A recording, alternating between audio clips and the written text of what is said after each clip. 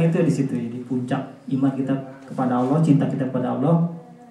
Tapi memang ya manusia mungkin tarafnya kita masih baru belajar, mungkin masih di lereng-lereng gunung ya, nggak masalah gitu. Nggak masalah karena kita melakukan ibadah karena keterpaksaan, tidak masalah. Ya, karena insya Allah dapat pahala juga ya, meskipun terpaksa. Meskipun mungkin levelnya baru karena takut seperti hamba sahaya tadi. Tapi kalau kita mau ingin yang posisinya lebih tinggi lagi di puncak ya, kita harus berusaha menggapai cinta kita kepada Allah. Ya mungkin demikian ya dapat saya tambahkan. Baik. Sama. Jazakallah khair nih Ustaz Fuziansah, menarik sekali tema kali ini. Ada 2 pertanyaan ya yang akan saya lontarkan di sini. Tadi Ustaz Fuzi bilang tidak sempurna iman seseorang sebelum dia itu mencintai ya, saudaranya ya, saudara muslim gitu ya, seperti dia mencintai dirinya atau seperti itu ya. Nah, sekarang yang mau saya tanyakan, kira-kira ada nggak tips gitu dan triksnya gitu, atau petunjuk praktis gitu, kita itu bisa mencintai saudara kita itu seperti kita mencintai diri kita sendiri. Kalau cerita kalau pada masanya Rasulullah dan sahabat itu memang ya itu itu memang subhanallah ya. Seperti kita ingat waktu Rasulullah SAW dan kaum muslimin berhijrah ke Madinah, itu disambut oleh kaum Ansar ya. Dan dan mereka itu yang Ansar ini tidak pikir panjang gitu untuk berbagi harta. Malah ada yang katanya berbagi istri.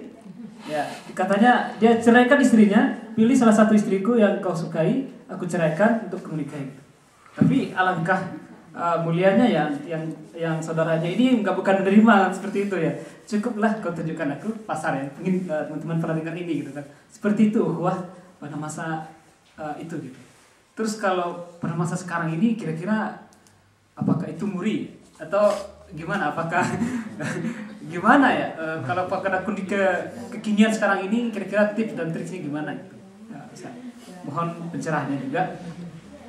Terus yang kedua, tadi ada dalam surat Ali Imran ayat 104, wa takum minkum ummati yad'una ilal khair wa ya'muruna bil ma'ruf wa yanhauna 'anil munkar wa ulaika humul muflihun. Hendaklah ada di antara kamu segolongan umat yang menyuruh kepada kebajikan ya. Ini ini maksudnya dakwahnya. Jadi sekarang ini kita sekarang berada di Jepang. Jepang yang notabene itu adalah negara kafir, negara kafir. Dan alhamdulillah kita dilahirkan dari ibu-ibu yang muslim ya. Alhamdulillah kita sekarang jadi muslim. Itu sungguh nikmat yang sangat besar sekali ya. Terus sekarang pertanyaannya, sekarang posisi kita ini di sini bagaimana ya? Dihubungkan dengan ayat ini. Apakah kita cukup sebagai pelaksana saja? Apakah kita dibebani dengan ayat ini yang hukumnya jadi wajib gitu? Atau gimana nih Ustaz?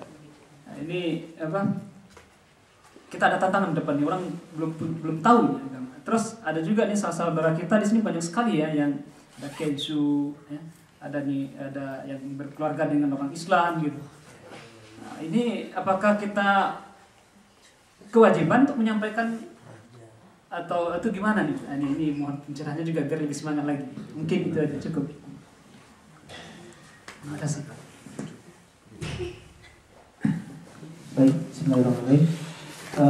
Tadi tanya dari Ustadz Junaidi tentang tips mencintai saudara seiman ya.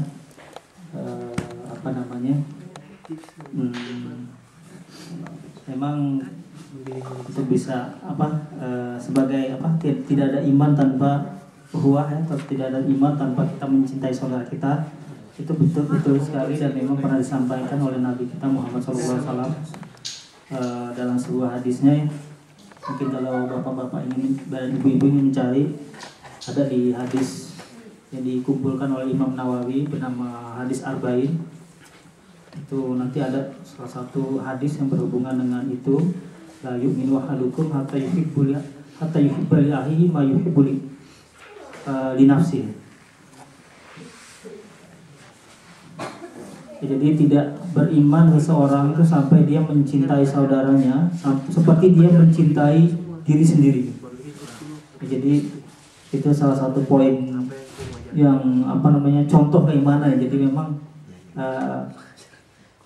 cinta kepada saudara kita itu juga bagian dari iman gitu, bagian penting dari iman sebagai bukti keimanan. Nah, tentang bagaimana tips-tipsnya, bagaimana caranya, ya,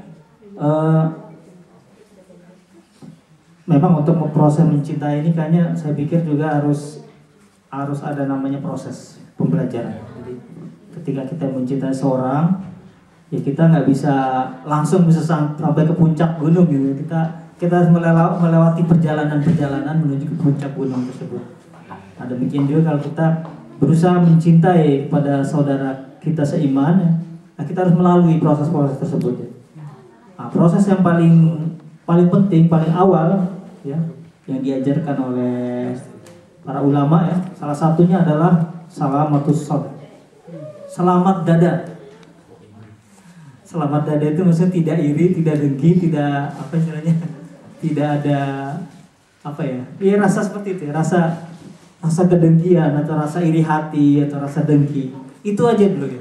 Itu level yang paling rendah gitu. Jadi salamatus sadr, selamat dada kita ya, dari perasaan-perasaan yang tidak enak atau mengganggu ya dari saudara kita ya. Itu level yang paling awal ya. Mungkin selamat dada itu ketemu berpelukan, dada ketemu dada. Kalau dari bahasanya selamat tuh kayak dada kita tuh dari rasa-rasa nggak enak juga, sebenarnya juga masuk gitu. Rasa-rasa nggak enak atau rasa dengki yang paling bahaya itu rasa dengki atau iri hati. Nah, sebab kadang-kadang terjadi di masyarakat kita ya, bahkan ya. Nah, kadang-kadang ada perasaan dengki, itu aja juga udah berat ya, menghilangkan perasaan dengki atau iri hati ya. Kan kadang-kadang terjadi tuh kalau misalnya di masyarakat kita kan ada tetangga beli mobil baru, langsung deh kita juga merasa panas gitu ya. Iya, kita juga panas, baru mobil segitu gitu. Saya bisa beli yang lebih bagus lagi. Kan ada seperti perasaan dengki.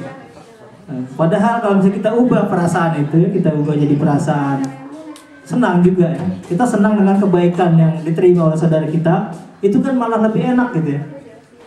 Oh iya, saudara kita punya mobil, oh bagus lah, alhamdulillah kalau gitu saya mungkin bisa siapa tahu bisa ikut nebeng juga gitu.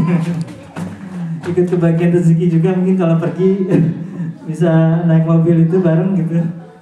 Ya kalau misalnya kita bisa ubah dari sikap iri hati atau dengki ke sikap kita merasa senang dengan kebaikan yang diterima oleh orang lain, itu malah lebih enak gitu ya, dibandingkan kalau kita malah iri hati atau dengki hati. Kalau kita malah iri hati atau dengki hati, itu sebenarnya akibat negatifnya ke kita sendiri. Nah, yang jadi stres itu kita sendiri gitu. Ya kan? Ada tetangga kita beli mobil, kita stres gitu. Ada tetangga kita yang lain yang anaknya lulus sekolah, diterima universitas, kita juga jadi jatuh sakit gitu. Ada tetangga kita yang pergi haji, kita malah masuk di opname di rumah sakit. Ya kan, itu kalau terjadi itu malah kita sendiri yang rugi. Jadi harus kita hilangkan mau nggak mau gitu. Nah, makanya mungkin di salah satu di sini mungkin kalau saya lihat yang pentingnya itu adalah bagaimana kita bisa menumbuhkan perasaan kebersamaan sejak awal. Nah, jadi untuk bisa menghilangkan iri dengki atau sifat seperti itu bisa kita tumbuhkan dengan sering-sering kita berkumpul juga ya. Sering-sering kita berkumpul ya, kita membuat majelis yang bisa berkumpul bersama-sama.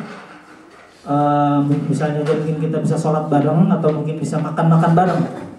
Ya, jadi lebih baik lagi kalau misalnya di majelis tersebut, kalau misalnya ada yang mendapatkan rezeki, itu kita bagi gitu ya. Yang mendapatkan rezeki kita juga membagikan ya pada saat itu misalnya ya. Itu salah satu untuk menghilangkan iri dengki ya. Sifat iri hati dan dengki ya. Makanya kan diajarkan oleh Nabi kita Muhammad SAW kan, kalau misalnya kamu masak ya makanan yang berkuah khususnya ya, apalagi kemudian asapnya sampai ke tetangga gitu, itu ya kamu bagi juga ya. Meskipun cuma kuahnya aja gitu, meskipun gak banyak gitu. Iya, karena memang ternyata dari ini tuh bisa menimbulkan iri hati juga.